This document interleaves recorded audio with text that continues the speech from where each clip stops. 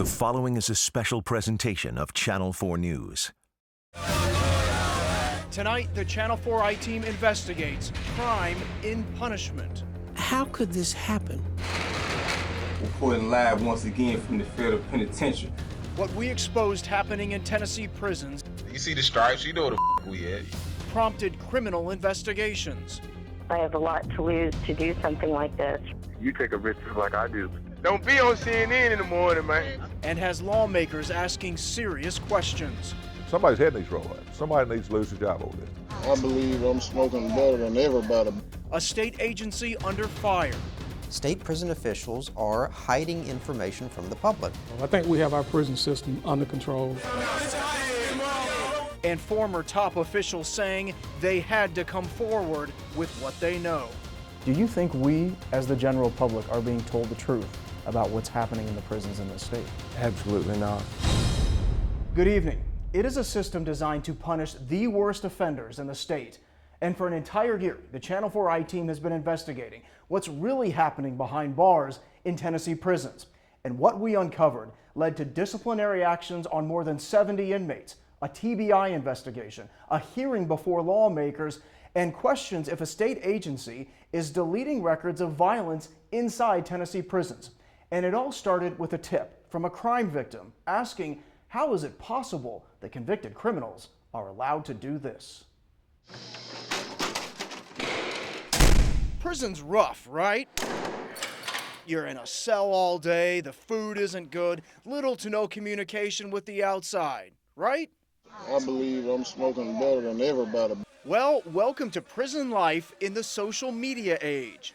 Drugs, smokes, mounds of snacks, cash, getting tattoos, the freedom to make music, even set things on fire, using forbidden technology to show it all off on Facebook. This is the penitentiary, you hear me? Back there relaxing, you know what I'm talking about? Relaxing, eating pizza, getting high while you're paying for them to be here. Anybody who sees those videos, they're going to be sickened by it, they're going to be angered by it. And we're not talking about just a few inmates who figured out how to get on Facebook. Not 10, not 20, not 50. A Channel 4 I-Team investigation found more than 100 inmates in Tennessee prisons with Facebook pages, their profile pictures taken inside their cells, pages the inmates are operating from behind bars to communicate with family, friends, fellow gang members, even with inmates in other prisons. I guarantee you that when the commissioner sees this, there's going to be a reckoning, and there should be. You know, these are murderers, rapists, and other convicted criminals, and they appear to be having a pretty good time in prison. And I don't like it, but it's a problem that we face today, and it's something that we work hard on every day. And once you see the videos, you'll see why crime victims advocates like Verna Wyatt are infuriated. What we've uncovered is like a highlight reel of audacity. That's the world right there. That's convicted murderer Rivera Peoples. Here's the contraband iPhone he uses to make the videos. Listen to his buddy talk about getting high behind bars. I believe I'm smoking better than everybody. Then he asked Peoples about how much money he's collected while he's been in prison. How much money you got, Phil? 1,000? I got 1,000. I'm 1,000. I'm definitely 1,000. And he's not alone.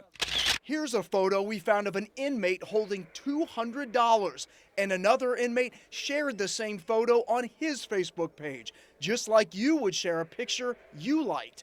But let's get back to the videos. You see me? Peoples and his criminal pals are back. This time, it's daytime in the prison yard, telling everyone on Facebook that life behind bars, not so tough. Between me and you, man, you feel me? This ain't half bad. There's video of inmates watching TV, singing and rapping. It was so real, it fills me with this nausea. But none of that compares to convicted burglar Martez Wright, operating his Facebook page from inside the Shelby County Correctional Center, posting videos of his exploits while in a Memphis jail. First, he shows off what he says is marijuana. Then he talks about the side effects of smoking loud, a slang term for weed. Man, everybody in here on this stupid loud. We all hungry. And to satisfy his munchies, take a look at his spread. Man, we hungry. We finna get ready to eat this feast, scrumptious items that we get that we eat on a daily basis. What they're doing is breaking the law. They're rubbing everyone's face in it. There's also a real criminal element to all this. The Channel 4i team examined more than 100 communications and found this. 2 inmates in 2 different prisons having a conversation on the Facebook wall. One saying, "I need to get with someone at your prison, send me your number." And the other inmate posts the number to call. So here are 2 inmates communicating with each other in 2 different prisons. Well, it is a problem. Obviously, this is instant communication. Assistant Commissioner Tony Parker is in charge of security in Tennessee's prisons. How can a guy set a shirt on fire without your correctional officers knowing? You have 1 officer and 128 inmates in a prototypical housing unit. It appears that they have took something and covered up the door. Parker looked at every photo and every video we found. This has to be embarrassing for you. It's something I don't like, obviously. So imagine what the victims of these criminals felt seeing all that. Well, they had plenty to say, and the state took swift action. I could observe Miss Sadler lying on her back. Her head was bloodied. When Ivan Marino was convicted of strangling and murdering her grandmother, Michelle Elliott thought his days of enjoying life were over. Yeah, when I saw him in court, I figured I'd never have to see him again. Then the Channel 4i team showed her this, Marino's Facebook page. Despite being behind bars, he's posting updates, commenting on pictures, even showing himself playing the guitar. His profile picture taken inside his jail cell. My eyes started watering, I started shaking. I just couldn't believe I could see him again. Convicted murderers, rapists, and other violent offenders enjoying all the perks of social media, including convicted murderer Brandon White, openly showing off 2 things you can never have in prison, his phone and his cash, $200. That's not punishment. That is not any kind of a punishment. It's just like being out on the outside. It's still freedom for them. White was convicted in the murder of Linda Wright's son. We can never communicate again, and he has access to being able to communicate with the outside world. And there was no hiding the fact they had phones. White and several other inmates posted their phone numbers. So we decided to call them, including White. Here's the number he posted. Is this Brandon? We tried to call him back, but no one answered. The rest of our calls either went to voicemails or the phones weren't in service. Menace to society has use of social media, and that's just wrong. These victims' families say when the criminals were sentenced, they never imagined them watching TV or burying themselves in junk food. Is this too extravagant for a guy to have who's behind bars? But it's obvious the inmate is trying to be flagrant in showing us all this property and all this commissary. Obviously, it's an issue.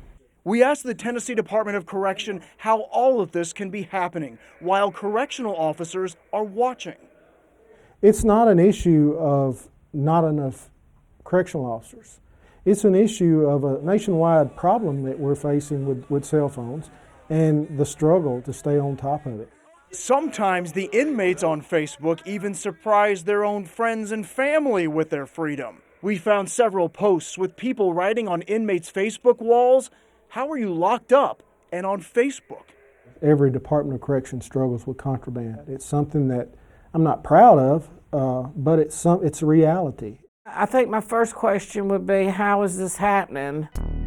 As soon as the Channel 4i team brought our findings to the state, they immediately launched investigations in 14 prisons across the state, finding 53 cell phones, drugs, and a deadly weapon.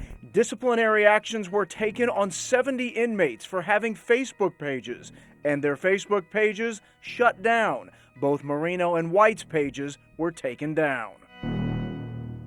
It's one thing to see inmates' outrageous behavior displayed using social media, but we found innocent people being harassed, even threatened, by the technology that inmates aren't even supposed to have. There he is, right there. Lisa Thompson thought it was odd that her cousin Eddie Phillips had a Facebook page while behind bars. But when he actually called her, she wondered just how much freedom he had. He said that he could get anything that he wanted. And then came the texts. They were harmless at first, but she started getting texts asking if she had friends who would send sexy pictures, then asking for sexy pictures of herself. She pointed out how disgusting that was coming from her cousin, and the response, "I'm his cellmate. Your cousin lets me use his phone." And that did it. I said, don't text me again. But the texts kept coming. "I want to see you naked. I will send you one of me naked." It was terrible. I felt harassed. Her response, "Stop sexually harassing me." She says she called the warden and the state. Nothing has been done about it. Then she got a call from someone claiming to be an inmate, saying Lisa's family needed to put money in a prepaid card or her brother, who was also in prison, would be killed by gangster disciples. Her text, "Please don't hurt him. I will give you $25 next week." The inmate later responded, "What did your mom say? I need that green dot money pack card today." She wrote back, "Stop threatening me." We brought all this to the Department of Correction. Just as we did with all those photographs and video we found of inmates' behavior behind bars. A state spokeswoman said the commissioner would not answer our questions, but confirmed that 10 days after we shared these texts with them, this man, inmate Dennis Boykin, was found with a cell phone and admitted to texting Lisa Thompson, but nothing threatening, he said. Boykin is in the same unit with Thompson's cousin Eddie, who was caught with a phone back in January. But guess what? That didn't stop Eddie Phillips, because once he got a new phone, he even texted about that too, writing, "Got caught with a phone." Do you think that the prisons are taking this seriously enough? No, I don't. He's gonna get me too, and I'm scared to death. And Norma Pendleton is joining others on the outside who say they're being harassed by inmates through cell phones. Pendleton is divorcing her husband and got an order of protection after he was charged and indicted with busting in her door, hitting her so hard that her front teeth, that she was once so proud of, were knocked loose. The assault charge sent him back to Riverbend Prison, where he was serving time for murder. And that will be the number there. So imagine her surprise when an unknown cell phone number showed up on her phone, and she says her husband was on the other line saying this. "Oh, how much, is it gonna take for you to drop these charges?" Pendleton wants the state to now reinstate the Oversight Committee for the Department of Correction, saying agency officials don't understand how innocent people are suffering from devices bringing so much fun and freedom to criminals. People are scared, but really, they ain't been in this predicament. You know what I'm saying? They ain't been beat up or hit or, teeth, loosened out of their mouth. I hope he stops calling. Yes, I don't like it. Listen to what happened to Sandra Forrest, who started getting these text photos from an unknown number. I text back, wrong number. And then he started sending pics from, it looked like a prison cell. The texter says his name is Anthony and sent pictures of a guy in a Tennessee prison uniform, pictures that show him rolling something in little bags. 2 days later, he called my phone, and that's when I labeled his number Prisoner of Tennessee, so I wouldn't answer it. And when we called that number... Hello? Yes, I was looking for Anthony. Then another guy came to the phone. Hello? Yes, is this Anthony? No, you got the wrong number. Are you guys calling from a prison? No, this ain't no prison number, no. And when we pointed out that this was the number that had texted and called Forrest, they hung up. Not only is it scary, it's draining emotionally. Angie Smith knows all too well what it's like to get repeated phone calls from a prison. When she became the legal guardian of a little girl whose father is in a Tennessee prison, she at first encouraged him to call from the prison phone. We felt obligated to keep the lines of communication open. Then the calls started coming from cell phones, making demands to bring the girl to the prison for visitation. I didn't like the fact that he said he was friends with killers. So how many times did he call? 400. It was right at 400. She not only showed us the calls, but also the local sheriff and the prison. But what did they say? there was nothing they could do. I mean, you know, they're hard to ferret out. They move from cell to cell. Smith also wrote this letter to Commissioner Derek Schofield, writing, "With the seemingly endless harassment and no help from the system, we wondered what will happen if he is released." She says she never heard back from the state. A spokeswoman for the Department of Correction says there's no record of the commissioner receiving Smith's letter. The spokeswoman also pointed out cell phones are a problem, not just in Tennessee, but across the country. We deploy a number of tools to interdict, detect, and confiscate cell phones and other contraband. For Smith, when the inmate got out on parole, she says they took action. And I'm not going to lie, when he got out, we've taken some security measures around here. Coming up, you've seen what inmates can do with this contraband, but how they get it has many state employees in a lot of trouble. And what the Channel 4 I-Team uncovered that led to a TBI investigation and a criminal charge. We both have a lot to lose. That's next. You've seen the parties behind bars and how inmates are displaying it using social media. But somebody has to provide all that contraband. And our investigation found some state employees doing more than just guarding the inmates. Department of Correction records show since 2011, 32 prison employees have been fired, accused of bringing contraband into a prison. The state's online records don't often detail what the contraband was, but in 5 of the 32 cases, they were specifically cited for bringing in cell phones or cell phone chargers. I think from time to time, we have staff that make bad decisions. The arrest of one correctional officer really gets under the skin of the assistant commissioner. I take it personal. A correctional officer at Riverbend, Josh Jackson, was assigned to what's called Strike Force 3. They're an elite tactical group whose job it is to seek out contraband inside the prison.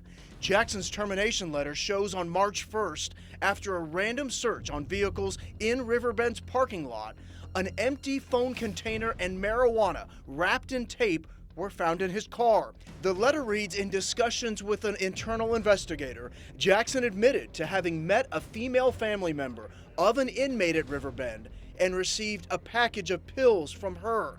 The letter says while it can't be proven that Jackson brought the phone onto the compound and gave it to the inmate, he was still in violations of the state's policies. We repeatedly attempted to contact Jackson for comment, but were unsuccessful. After Correctional Officer Kenyatta Fox was fired after admitting she had sex with an inmate, the Channel 4 I-Team looked to see how friendly she was with other inmates. Everybody locked up, county jail, state penitentiaries. So, meet Doughboy. While in prison, he likes to rap, eat pizza, and post with his friends on his Facebook page. And the Channel 4 I-Team found among those friends is Kenyatta Fox. So how close are Fox and Doughboy? Well, when Doughboy wrote he got stabbed, she wrote on his Facebook page just 6 days ago that she saw him afterwards, and it was great seeing him and talking to him for a minute. Let's think about that. An inmate who isn't supposed to have a Facebook page in the first place is friends with a correctional officer who was writing on his Facebook page. And it's not only Doughboy. We found Fox has several friends on Facebook who appear to be in prison. She wouldn't work here. That's just as simple as that. You can't do that and work here.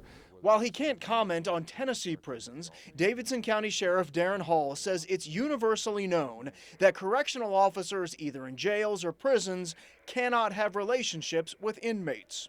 Zero tolerance. So just how friendly is Fox with inmates on social media? She posted this picture of herself, and then inmate Stevie Dixon at West Tennessee State Penitentiary, where Fox used to work, shared her picture on his Facebook page, writing, "I need it in my life." And when Dixon wrote about needing support, Fox wrote, "I got you."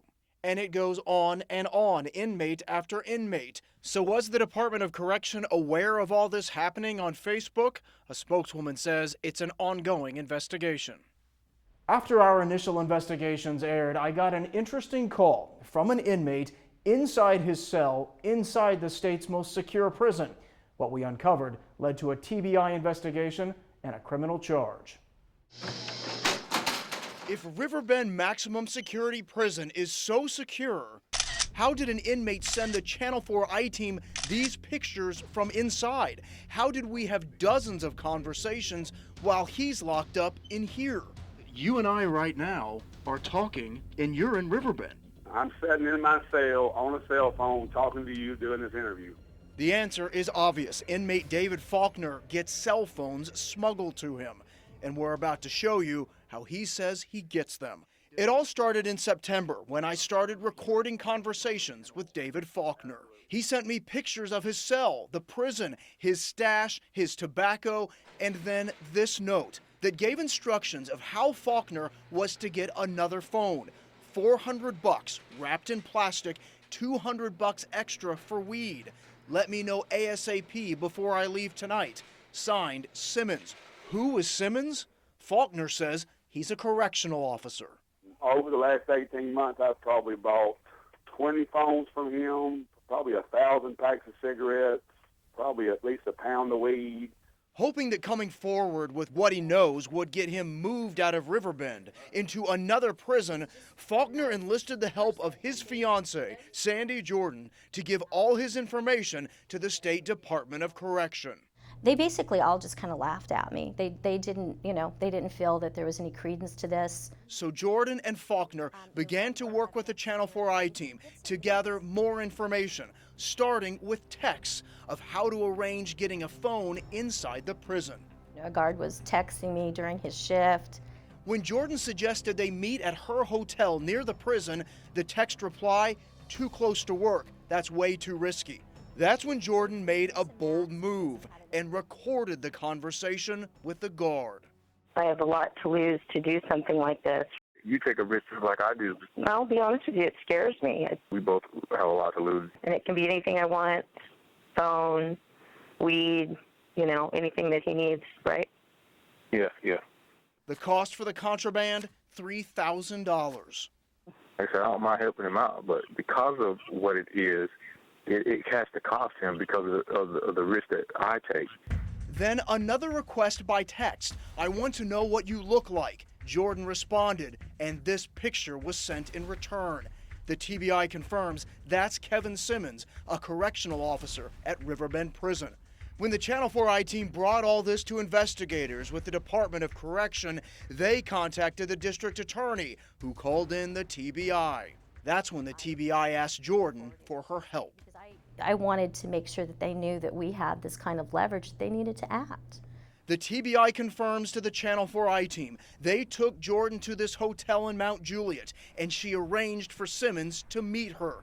Inside the hotel, the TBI confirms they gave Jordan $3,000, a cell phone and tobacco to give to Simmons. And Jordan says as soon as the transaction was made, TBI agents moved in. They came into the room as soon as he had the money, placed a gun straight to his head, which was quite shocking to me. Afterwards, Simmons was fired by the Department of Correction. After repeatedly trying to reach Simmons at his last known address, I tracked him down by phone. Simmons denies writing this note and says he didn't intend to deliver the phone to David Faulkner.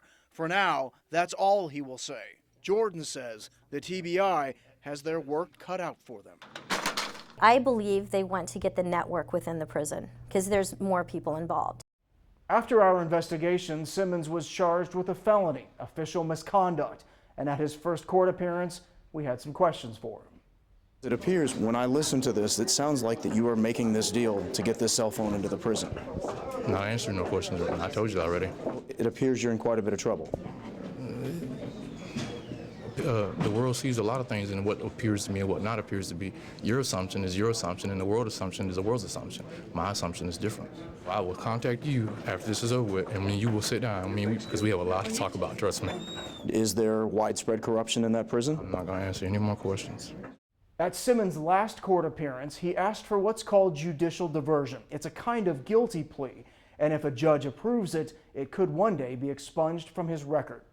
And we would find more correctional officers in serious trouble in our next investigation. Former prison employees came to us with what they said was another example of outrageous behavior behind bars. The state wouldn't discuss it, but public records told the story. Beauty pageants, the crowns, the gowns, the glamour. It's what you'd expect to see on stage, on TV. Just not in a state prison. A place where inmates are supposed to be serving time for serious crimes. Disciplinary records, memos, and former employees tell of what's described as an inmate pageant with mass chaos, all with correctional officers standing by. It's flabbergasting that, this is just totally unacceptable. Former correctional counselor Angela Bess says what's even more troubling is that she says she alerted her superiors at Bledsoe County Correctional Complex about it, and it happened anyway. The lack of concern about that beauty contest. In fact, internal records show the unit supervisor not only knew it was happening, but did nothing to stop it. That unit supervisor and 3 correctional officers, 1 man and 2 women, were suspended for 10 days without pay. This is not a reality TV show. You are in prison. And like reality shows, the pageant was caught on video, but the state refuses to release it, saying they won't for security reasons.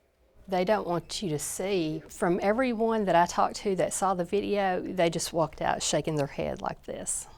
It was that bad.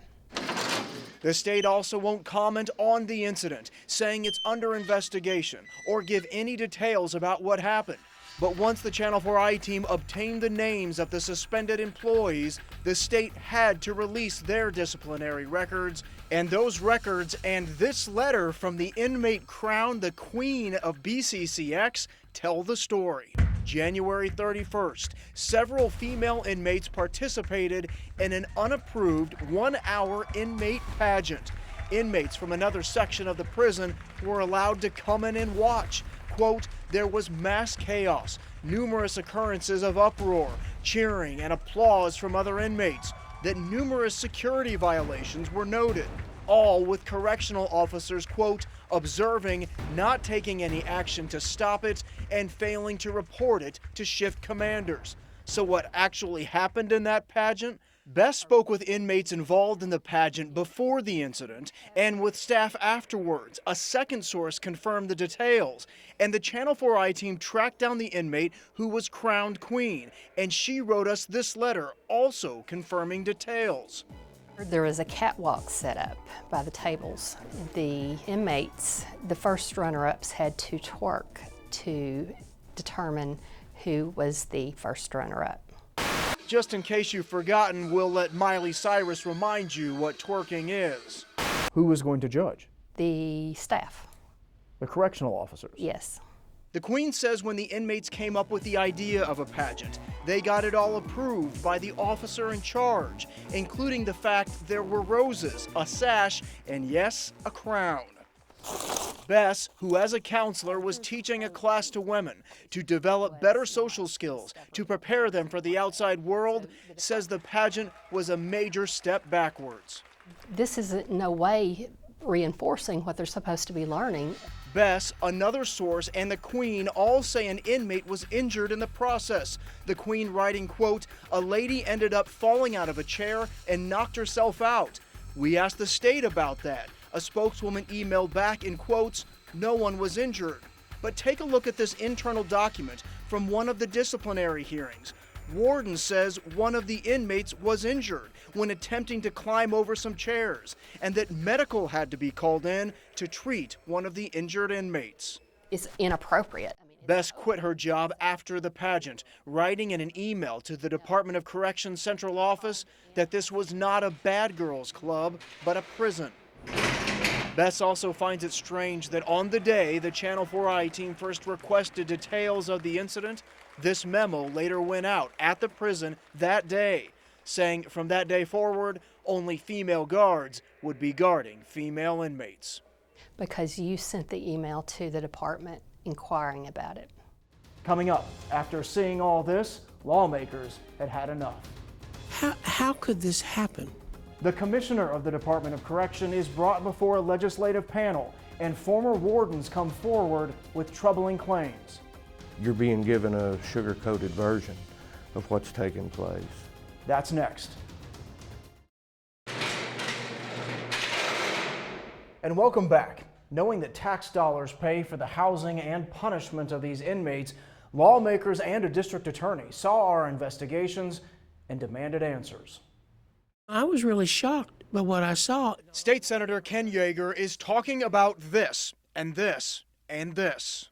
My biggest concern was what I saw on television, that we just a flagrant violation of law. Photographs, video, text messages, all uncovered by the Channel 4 I-Team, showing Tennessee inmates using social media to communicate with criminals in other prisons, partying and living it up while they're locked up. In one instance, I recall that they actually set a fire. I mean, aren't there people, why didn't you catch that? We don't say, that it didn't happen or it couldn't happen. Department of Correction Commissioner Derek Schofield and his top staff were called to the subcommittee to answer questions about what the Channel 4 I-Team's been uncovering. There was cell phones, drugs, money, unapproved, foods, and even some of them were apparently posted on Facebook from inside the prison. And I have a couple of questions. How could this happen? How could this happen? With the advance of cell phones, and that has become more of an issue as in the latter years, and those cell phones have access to internet. Schofield downplayed everything we've shown you. Some of that, depending on what footage you watch, wasn't at TDOC facilities. He may be talking about this video, which we originally reported was taken inside a county facility, but it was posted on Facebook while the inmate was in a Tennessee prison cell. Schofield also challenges our findings of how many inmates were on Facebook. But after we brought our discoveries to the state, 70 inmates were disciplined. Assistant Commissioner Tony Parker also mentioned that in the last 4 months of 2013, 5 staff members were arrested for bringing in contraband. It's unclear if that number includes former correctional officer Kevin Simmons, who the Channel 4 I-Team exposed allegedly planning to slip contraband into the most secure prison in the state. The Department of Correction first dismissed our findings and then later called in the TBI, who set up a sting to catch Simmons. He is now charged with felony official misconduct. We get punched in the eye for everything that we don't do just right. But imagine every day, that we supervise those 20,000+ offenders in those facilities where things go right. And it's not only this subcommittee concerned about what we've uncovered. Here's District Attorney Mike Donovan. It's disturbing, it's offensive. And State Representative Mike Turner. There's no excuse for that. And somebody's head needs to roll away. Somebody needs to lose their job over this. This is so bad. This is embarrassing.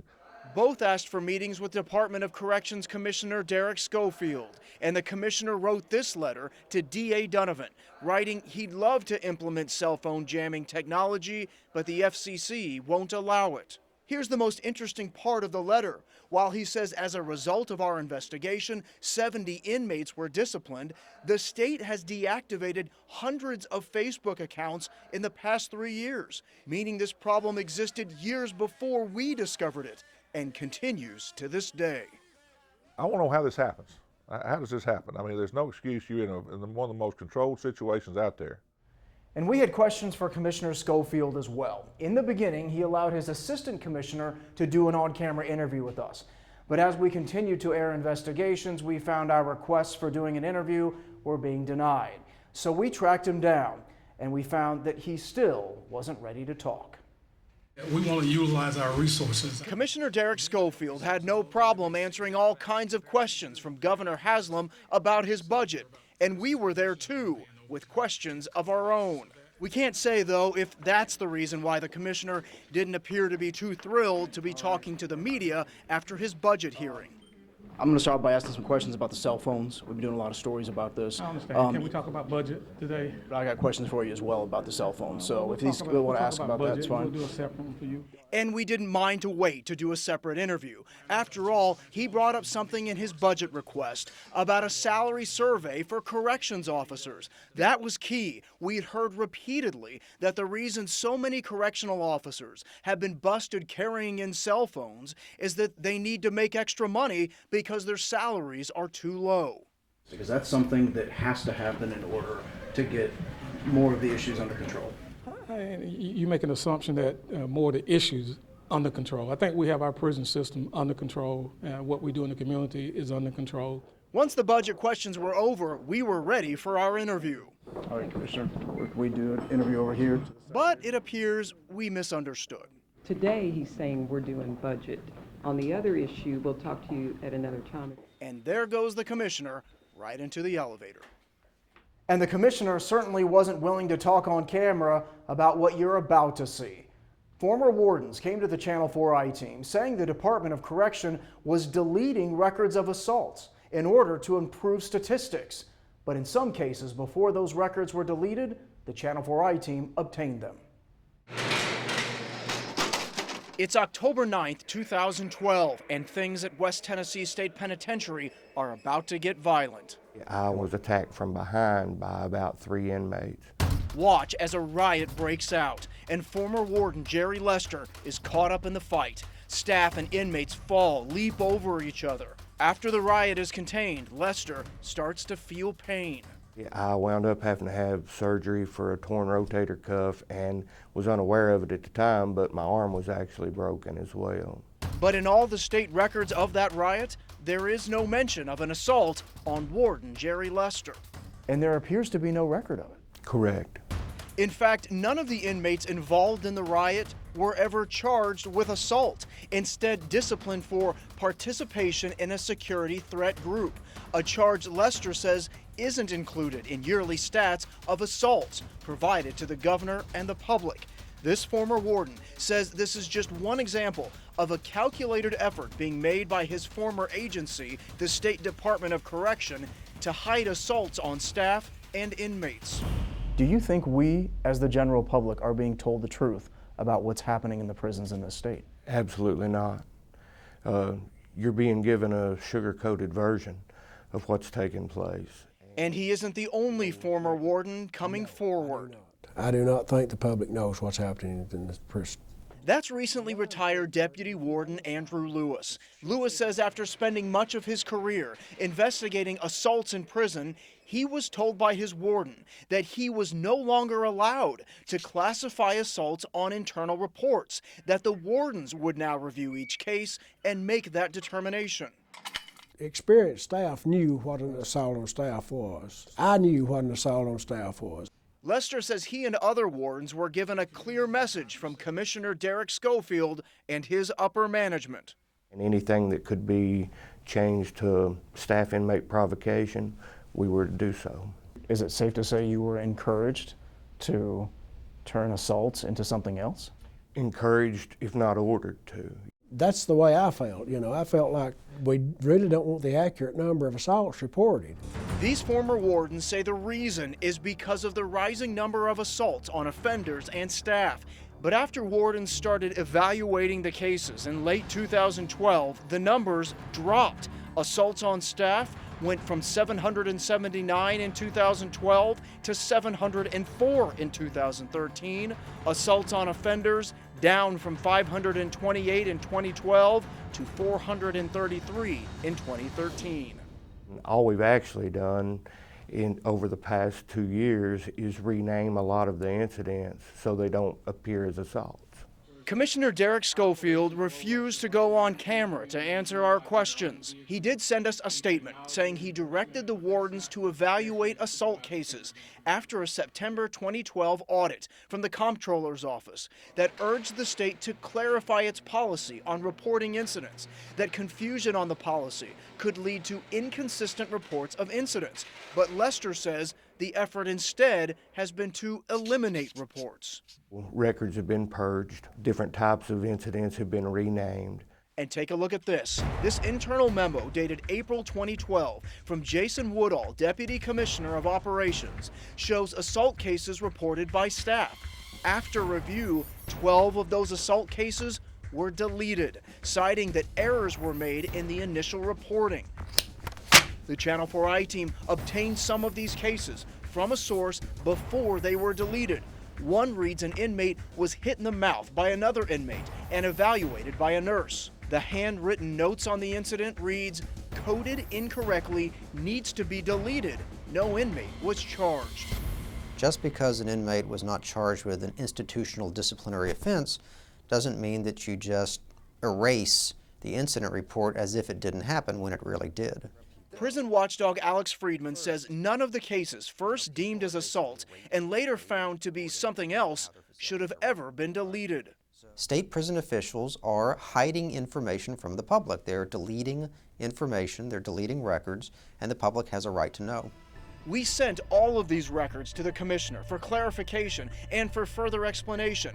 Again, he wouldn't do an interview, but in his statement wrote, when incidents are found to be incorrect, modifications and deletions are required.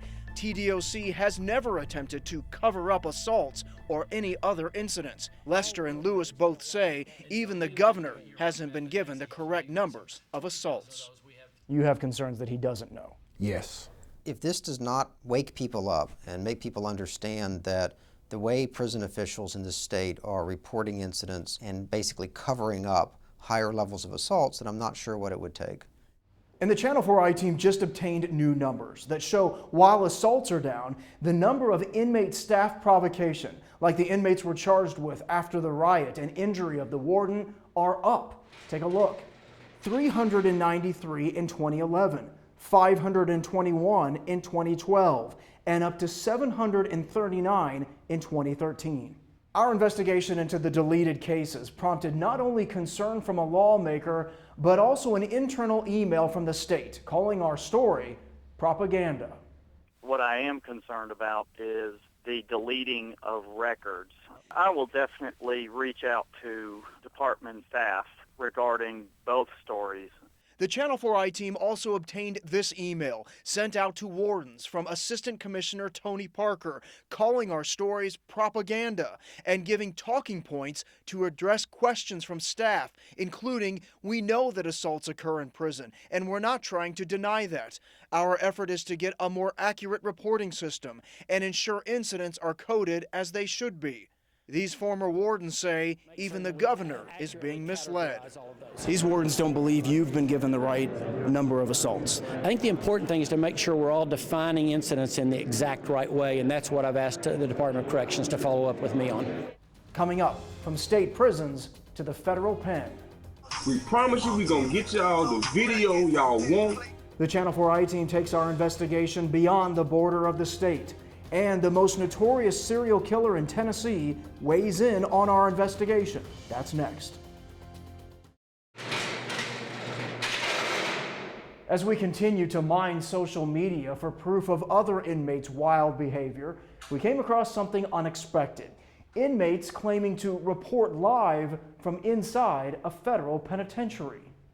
Yo, what's up, everybody? It's your boy Stackhouse of Dawn reporting live from the federal penitentiary. You could call it the Stackhouse and Boo Show via the federal penitentiary in Atlanta.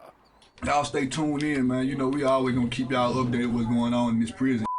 These Tennessee natives, actual names Cameron Braswell and Rex Whitlock, show off their shoes, their stamps, their tattoos. They're posting the kinds of videos and pictures and status updates you see every day on Facebook, except they're federal inmates, one convicted of drug charges, the other drug and weapons charges.